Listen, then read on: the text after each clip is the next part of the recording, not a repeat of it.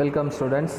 நம்ம 11th standard ஃபிசிக்ஸில் first lesson பார்த்துட்ருக்கோம், nature of physical world and measurement. அந்த லெசனில் இன்றைக்கி நம்ம பார்க்க போகிற டாபிக் ரவுண்டிங் ஆஃப். நம்ம கால்குலேஷன் போடுறதுக்கு இப்போ எல்லாருமே கால்குலேட்டர் தான் யூஸ் பண்ணிகிட்ருக்கோம். அப்படி கால்குலேட்டரில் நம்ம யூஸ் பண்ணும்போது டெசிமல் பாயிண்ட்டுக்கு அப்புறம் நிறைய டிஜிட்ஸ் வர்றதை நீங்கள் பார்த்துருப்பீங்க. இப்போது எக்ஸாம்பிள் நான் கொடுக்குறேன் 1.2, அது கூட 1.3 மல்டிப்ளை பண்ணுறோம். ஆன்சர் வந்து 1.56 அப்படின்னு வருது. நம்ம எடுத்துக்கிட்ட டிஜிட்ஸ் 1.2, 1.3. டெசிமல் பாயிண்ட்டுக்கு அப்புறம் ஒரு டிஜிட் தான் இருந்தது. ஆனால் வரக்கூடிய ஆன்சரில் பார்க்கும்போது நம்மளுக்கு 2 டிஜிட்டில் ஆன்சர் வருது. சரியா? சரி, இப்போது இதில் ரவுண்டிங் ஆஃப் அப்படின்றது என்ன அப்படின்னா, நம்ம எடுத்துக்கிட்ட நம்பர்ஸ் அதோட சிக்னிஃபிகண்ட் ஃபிகர் வந்து 2. ஃபஸ்ட்டு வந்து 1.2, இன்னொன்று 1.3. ரெண்டுத்துக்குமே சிக்னிஃபிகண்ட் ஃபிகர் வந்து 2 தான். பட் ஆன்சர் பார்க்கும்போது 1.56 வருது. அப்போ அதோட சிக்னிஃபிகண்ட் ஃபிகர் வந்து 3. நம்ம எடுத்துக்கிட்ட நம்பர்ஸோட சிக்னிஃபிகண்ட் ஃபிகரை விட ரிசல்ட்டில் வர சிக்னிஃபிகண்ட் ஃபிகர் வந்து கண்டிப்பாக அதிகமாக இருக்கக்கூடாது. சப்போஸ் அந்த ரிசல்ட்டில் மோர் தென் 1 அன்சர்டன் டிஜிட் இருந்தால் அதை நம்ம ரவுண்ட் ஆஃப் பண்ணணும். அதுதான் rounding off. Next topic, rules for rounding off. இதில் ஃபர்ஸ்ட் ரூல் பார்க்கலாம். If the digit to be dropped is smaller then 5, then the preceding digit should be left unchanged. இந்த example பாருங்கள், 2 example கொடுத்துருக்காங்க. First example 7.32. அந்த 7.3க்கு அடுத்ததாக இருக்கிறது 2, smaller then 5. அப்படி இருந்ததுன்னா அந்த டிஜிட்டை நம்ம ட்ராப் பண்ணிடணும். முன்னாடி இருக்க டிஜிட் எதுவுமே சேஞ்ச் பண்ணக்கூடாது. அப்போ ஆன்சர் 7.3. அடுத்தது பாருங்கள் 8.94.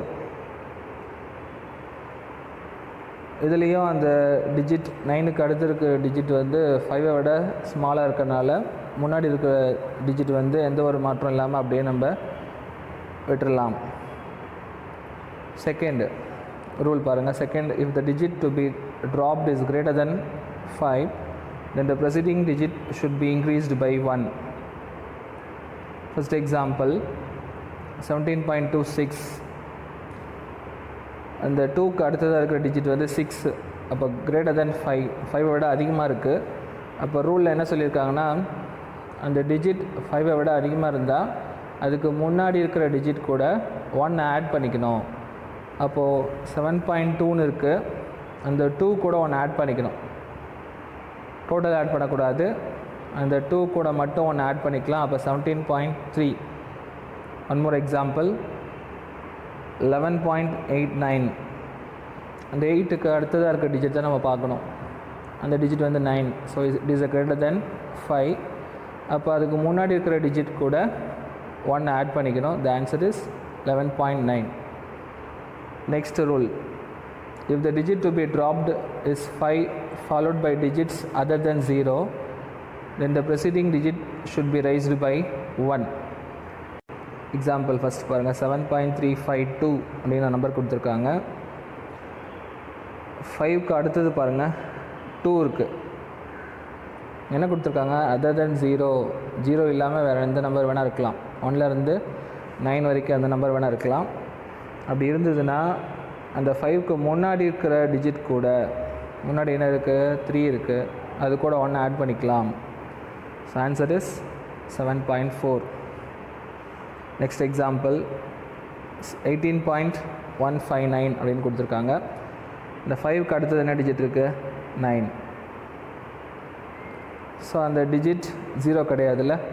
அப்போது 5க்கு முன்னாடி இருக்கிற டிஜிட் 1, அது கூட நான் ஆட் பண்ணிங்க. Answer 18.2. Fourth rule, if the digit to be dropped is 5 or 5 followed by zeros, then the preceding digit is not changed if it is even. If it is even, முக்கியமானது இது. Example பாருங்கள் 3.45. 4.4 அடுத்தது 5 இருக்குது. அந்த 5க்கு முன்னாடி இருக்கிற digit வந்து 4. Even number உங்களுக்கு தெரியும், 2 4 6 8 இதெல்லாம் even number.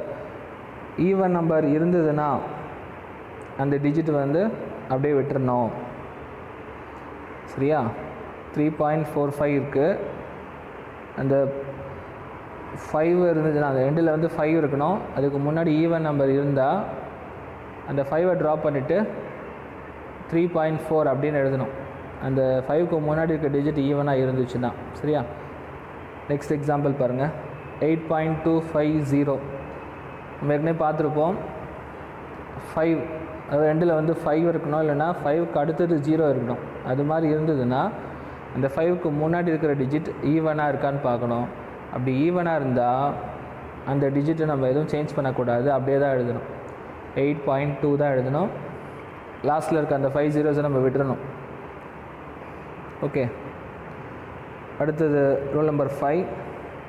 If the digit to be dropped is 5 or 5 followed by zeros, then the preceding digit is raised by 1 if it is odd. அதே மாதிரி தான் சொல்லியிருக்காங்க. அந்த 5 இருக்கணும், இல்லைனா 5க்கு அடுத்தது 0 இருக்கணும். அப்படி இருந்ததுன்னா அதுக்கு முன்னாடி இருக்கிற டிஜிட்டை நம்ம பார்க்கணும். போன ரூலில் வந்து ஈவனாக இருந்தது, இந்த ரூலில் வந்து ஆட் கொடுத்துருக்காங்க.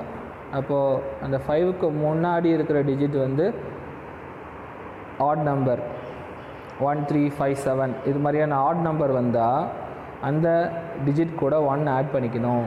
இங்கே என்ன இருக்குது? 3 இருக்குது. அப்போ அது கூட ஆட் பண்ணிங்கன்னா 3 + 1 4. அப்போ answer is 3.4.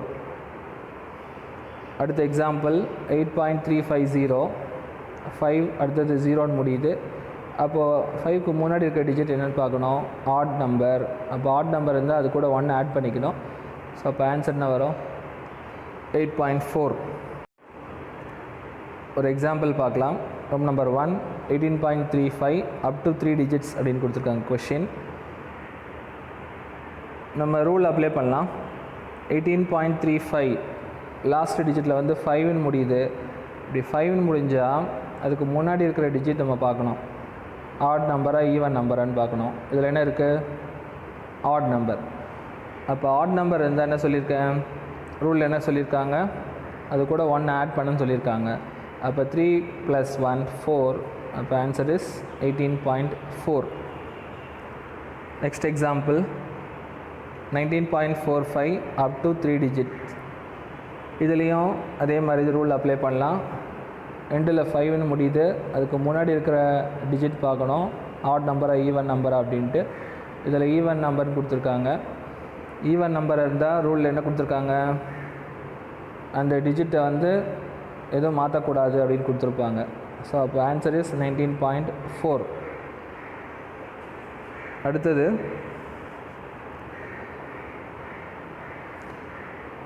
101.55 into 10⁶ up to 4 digits அப்படின்னு கொடுத்துருக்காங்க. நம்ம 10⁶லலாம் நம்ம எதுவும் பண்ண வேண்டாம். நம்பர்ஸ் மட்டும் பாருங்கள். 101.55 அப்படின்னு இருக்குது. அகெயின் இது 5ல் முடியுது. அதுக்கு முன்னாடி இருக்கிற நம்பர் ஆட் நம்பரை ஈவன் நம்பரை நம்ம பார்க்குறோம். Add number. ஸோ அப்போ அது கூட நம்ம 1 ஆட் பண்ணிக்கலாம். அப்போ ஆன்சர் வந்து 101.6 அப்படின்னு கிடச்சிரும். Fourth some 248337 up to digits 3 digits. இப்போ 3 digitsல நம்ம ஆன்சர் கொண்டு வரணும். அதை ரவுண்டிங் ஆஃப் பண்ணுறோம். அப்போ 248000 அப்படின்னு கிடைக்கும். Next fifth problem 12.653 up to 3 digits. இது ரூலில் நம்மளுக்கு இருக்குது. 12.65க்கு அடுத்து இருக்க நம்பர் வந்து 0 இல்லாமல் ஏதோ ஒரு நம்பர் வந்திருக்கு, ஏதோ ஒரு டிஜிட் இருக்குது. ஸோ அப்போ அதுக்கு முன்னாடி இருக்கிற டிஜிட் கூட நம்ம என்ன பண்ணிக்கணும்? 1 ஆட் பண்ணோம். அப்போ 12.6 இந்த 6 கூட 1 ஆட் பண்ணிங்கன்னா 7 ஆகிடும். அப்போ ஆன்சர் 12.7. நெக்ஸ்ட் நம்ம பார்க்க போகிற topic arithmetical operations with significant figures.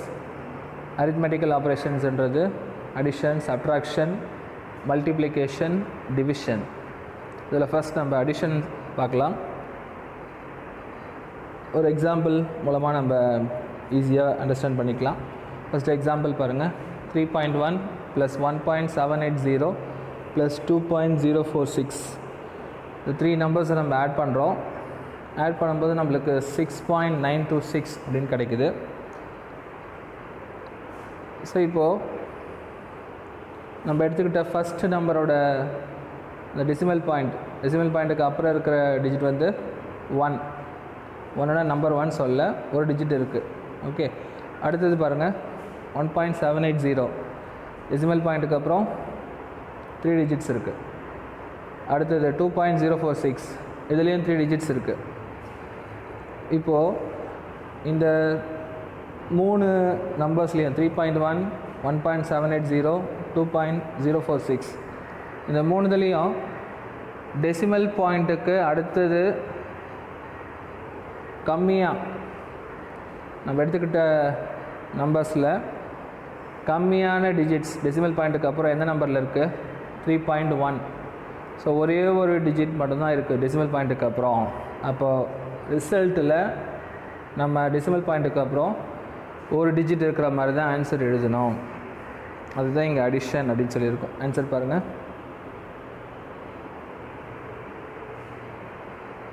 நம்ம எடுத்துக்கிட்ட இந்த கொஷினில் இருக்கிறதே நம்ம வந்து ரிசல்ட்டில் நம்ம வந்து அப்ளை பண்ணுறோம்.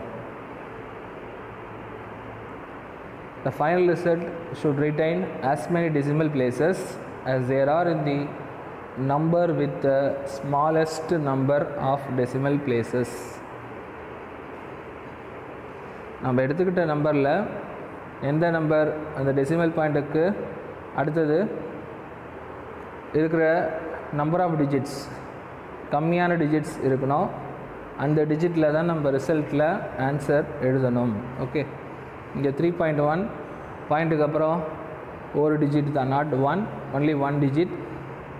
ஸோ அப்போ ரிசல்ட்டில் கண்டிப்பாக நம்மளுக்கு டெசிமல் பாயிண்ட்டுக்கு அப்புறம் ஒரே ஒரு டிஜிட்டில் தான் நம்ம ஆன்சர் எழுதணும் டெசிமல் பாயிண்ட்டுக்கு அப்புறம்.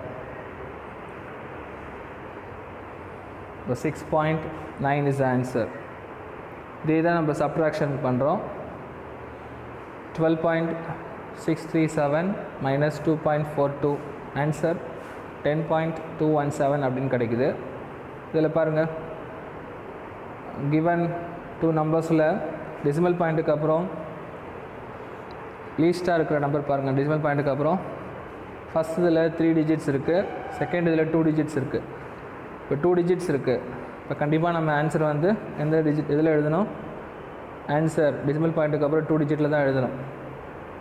ஓகே, ஸோ இப்போ இந்த இடத்துல 10.217 அப்படின்னு இருக்குது. 1க்கு அடுத்து இருக்கிற நம்பர் 7, அந்த நம்பர் வந்து கிரேட்டர் தென் 5ஆக இருக்குது. ஸோ அதனால் அதுக்கு முன்னாடி இருக்கிற நம்பர் கூட நம்ம ஒன்று ஆட் பண்ணிக்கலாம். So answer 10.22. Next multiplication and division பார்க்கலாம். So first multiplication.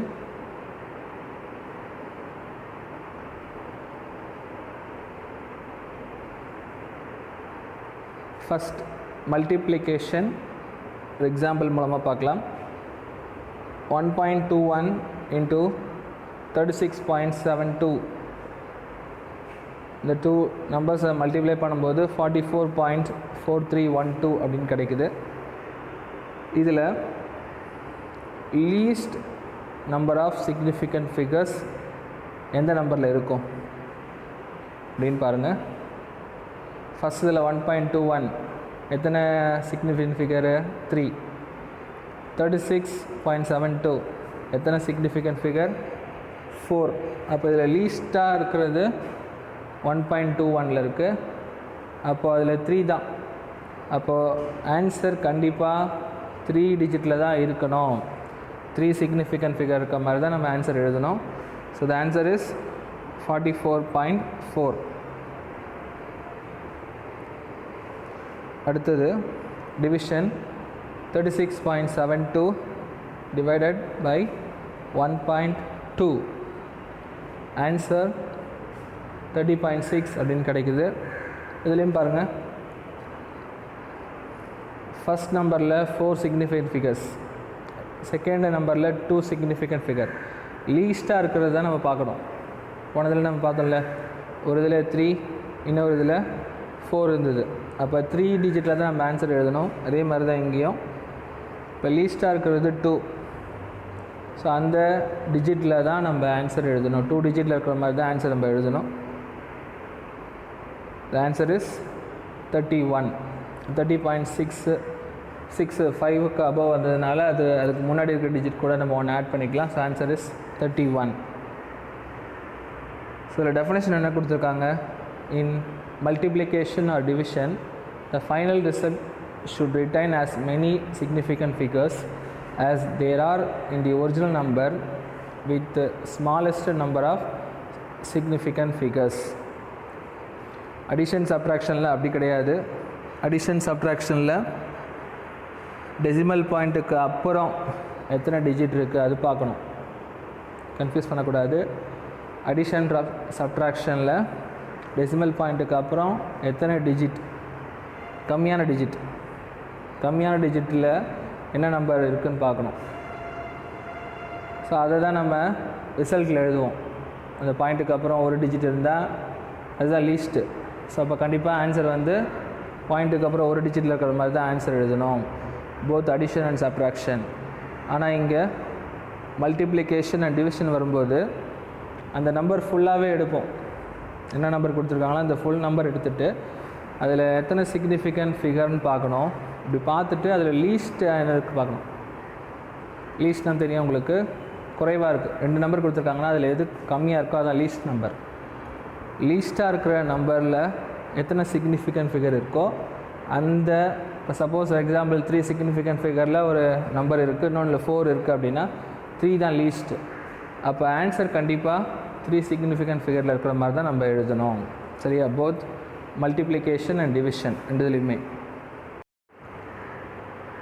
Next topic dimensional analysis, பரிமாணங்களின் பகுப்பாய்வு. நம்மளுக்கு ஏற்கனவே ஃபண்டமெண்டல் குவான்டிட்டிஸ், டெரைவ்ட் குவான்டிட்டிஸ்னால் என்னென்னு தெரியும். ஃபண்டமெண்டல் குவான்டிட்டிஸில் ஒரு 7 குவான்டிட்டிஸ் நம்ம பார்த்துருக்கோம். Length, mass, time, electric current, temperature, luminous intensity, amount of substance, இதெல்லாம் தான் ஃபண்டமெண்டல் குவான்டிட்டிஸ். டெரைவ்ட் குவான்டிட்டிஸ் நம்ம நிறைய இருக்குது. அதில் ஒரு சிலது சொல்கிறேன். Area, volume, velocity, acceleration, force. சரி, இதில் நம்ம சொல்கிற அந்த ஃபண்டமெண்டல் குவான்டிட்டிஸ், அதில் நம்ம சொல்லுவோம் மாஸ், அதை வந்து இங்கே கேபிட்டல் எம்னு எழுதுவோம். அடுத்தது லென்த்தை இங்கே கேபிட்டல் எல்னு எழுதலாம். டைமை கேபிட்டல் டி அப்படின்னு எழுதலாம். ஸோ அந்த 7 ஃபண்டமெண்டல் குவான்டிட்டிஸில் இந்த 3 குவான்டிட்டிஸை நம்ம அதிகமாக இந்த இடத்துல நம்ம யூஸ் பண்ணுவோம் இந்த டைமென்ஷனல் அனலைசிஸில். M for mass, L for length, T for time. Okay, so இதோட டெஃபினேஷன் பார்த்துடலாம். Dimension of a physical quantity. 2 mark question.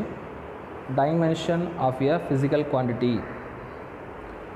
Any physical quantity which is expressed in terms of base quantities whose exponent represents the dimension of a physical quantity. ஒரு physical quantity இருக்குது அப்படின்னா அதை வந்து நம்ம base குவான்டிட்டியில் express பண்ணுறோம். Base quantity, fundamental quantity ரெண்டும் ஒன்று தான் உங்களுக்கு தெரியும். அந்த பேஸ் குவான்டிட்டி எழுதிட்டு அதோட பவரில் நம்ம டினோட் பண்ணுறோம். whose exponent represents the dimension of the physical quantity. இப்போ ஃபார் எக்ஸாம்பிள் நம்ம வெலாசிட்டி எடுத்துக்கிறோம் அப்படின்னா velocity equal to displacement by time அப்படின்னு சொல்லுவோமா. டிஸ்பிளேஸ்மெண்ட் அப்படின்றது வந்து ஒரு லென்த்து தான். இப்போ லென்த்தை வந்து நம்ம கேபிட்டல் எல்னு எடுத்துக்கலாம். பை டைமை கேபிட்டல் டின்னு எடுத்துக்கலாமா. அப்போ எல் பை டி அப்படின்னு எழுதுவோம்ல. இந்த டியை நியூமரேட்டர் கொண்டு வந்துட்டிங்கன்னா எல் டி பவர் -1 அப்படின்னு கிடைக்கும். இப்போ எல்லோட பவர் +1, டியோட பவர் -1. அதாவது ஒரு இப்போ வெலாசிட்டின்றது ஒரு டெரைவ்ட் குவான்டிட்டி. அந்த குவான்டிட்டியை இங்கே நான் எப்படி எழுதியிருக்கேன், ஒரு பேஸ் குவான்டிட்டியோட பவரில் நான் எழுதியிருக்கேன். சரியா, பேஸ் குவான்டிட்டி எழுதி அதோட பவரில் நான் எழுதுகிறேன். ஸோ இதுதான் dimension of a physical quantity. சரியா, அடுத்தது இது எழுதும்போது நம்ம ஸ்கொயர் ப்ராக்கெட் போடணும். ஸ்கொயர் ப்ராக்கெட் கண்டிப்பாக போடணும். அந்த ஸ்கொயர் ப்ராக்கெட்டுக்குள்ளே தான் அந்த ஃபிசிக்கல் குவான்டிட்டி எழுதணும். இங்கே கொடுத்துருக்காங்க பார், length means dimension of length. Square ப்ராக்கெட்டுக்குள்ளே ஏரியான்னு எழுதியிருக்காங்க, மீன்ஸ் டைமென்ஷன் ஆஃப் ஏரியா. இப்போ லென்த்து பாரு, ஜென்ரலாக லென்த்தை வந்து நம்ம கேபிட்டல் எல் தானே எழுதுவோம். ஆனால் இந்த இடத்துல ஏன் பக்கத்தில் m⁻0 t⁻0லாம் போட்டிருக்கோம் அப்படின்னா, நம்ம இந்த இதுதான் காமனாக யூஸ் பண்ணுற அந்த ஃபிசிக்கல் குவான்டிட்டிஸ், அந்த ஃபண்டமெண்டல் குவான்டிட்டிஸ். அந்த 7 குவான்டிட்டிஸில் இந்த 3 குவான்டிட்டி தான் நம்ம அதிகமாக யூஸ் பண்ணுவோம். இதில் எல் ஆல்ரெடி இருக்குது, அதனால் ரிமைனிங் இருக்கிற அந்த 2 பேஸ் குவான்டிட்டிஸ் தான் நம்ம இங்கே போட்டுக்கிறோம். அதோட பவர்ஸ்லாம் 0 தான் போட்டிருக்கோம். ஏன்னா ஒரு டேர்ம் இருக்குது, அதோட பவர் 0 அப்படின்னா இட் இஸ் ஈக்குவல் டு 1. அது உங்களுக்கு தெரிஞ்சிருக்கும். ஸோ அப்போ m⁻0 L t⁻0 it is equal to L. சில இடத்துல நம்ம இந்த சம்ஸ்க்கு யூஸ் பண்ணுவோம். வெறும் L மட்டும் இருக்குது அப்படின்னா நம்ம m⁻0 போடுவோம், t⁻0 போடுவோம். சப்போஸ் t மட்டும் இருக்குது அப்படின்போது m⁻0 போடுவோம், L⁻0. சப்போஸ் m மட்டும் தான் இருக்குது அப்படின்னா L⁻0 t⁻0 இந்த மாதிரி நம்ம போட்டுக்கலாம். அடுத்தது ஏரியா. ஏரியான்றது நம்ம மீட்டர் ஸ்கொயர் அப்படின்னு சொல்லுவோம்ல, அது லென்த்து ஸ்கொயர். அப்போ எல் ஸ்கொயர் அப்படின்னு வரும். ஸோ இதுலேயும் நான் ஏற்கனவே சொன்ன மாதிரி தான் m⁻0 L square t⁻0 is equal to L square. அதே மாதிரி வால்யூமுக்கு நம்ம L³ அப்படின்னு எழுதலாம். இந்த இடத்துல m⁻0 L³ t⁻0 equal to L⁻3.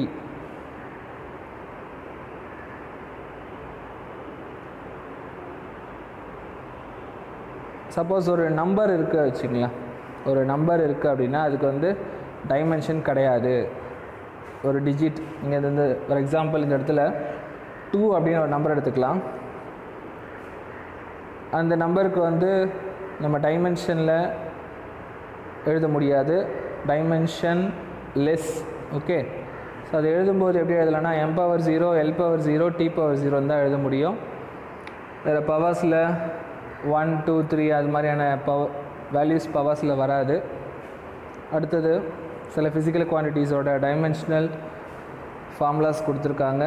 Speed s equal to distance by time taken. டிஸ்டன்ஸை நம்ம லென்த்து தான், L பை டைம் வந்து t, Lt⁻−1. Velocity displacement by time taken L by t, t⁻−1. Acceleration velocity by time taken. Velocity நம்ம last இதில் பார்த்தோம் Lt⁻−1 அப்படின்ட்டு. ஸோ Lt⁻−1 by t equal to Lt⁻−2. Next momentum P equal to mv அப்படின்னு சொல்லுவோம். Momentum product of mass and velocity. மாஸுக்கு capital M, வெலாசிட்டிக்கு Lt⁻−1. Force F equal to ma. நியூட்டன்ஸோட second லாலேருந்து நம்ம ப்ரூவ் பண்ணி கொண்டு வர்றது நீங்கள் 10th படிச்சிருப்பீங்க. F equal to ma. m is the mass. மாஸுக்கு நம்ம கேபிட்டல் M போடணும். ஆக்சிலரேஷனுக்கு நம்ம கண்டுபிடிச்சிருக்கோம் Lt⁻−2.